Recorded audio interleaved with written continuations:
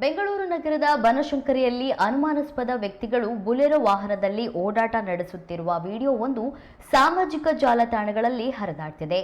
ಆಶೀರ್ವಾದ ಮಾಡುವ ನೆಪದಲ್ಲಿ ಹೆಣ್ಣು ಮಕ್ಕಳನ್ನ ಗ್ಯಾಂಗ್ ಕರೆಯುತ್ತಿದೆ ಎಂದು ದೂರಲಾಗಿದೆ.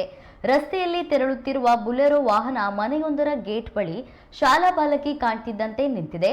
ಬಳಿಕ ಹಿಮ್ಮುಖವಾಗಿ ಹೋಗಿ ಬಾಲಕಿ ಬಳಿ ವಾಹನದಲ್ಲಿದ್ದವರು ಮಾತನಾಡಿದ್ದಾರೆ. ಈ ವೇಳೆ ಆಕೆ ಮನೆಯವರನ್ನ ಕರೆದಿದ್ದು ಅವರು ವಿಚಾರಿಸುತ್ತಿದ್ದಂತೆ ವಾಹನ ಸಮೇತ ಗ್ಯಾಂಗ್ ಸ್ಥಳದಿಂದ ಕಾಲ್ಕಿತ್ತಿದೆ.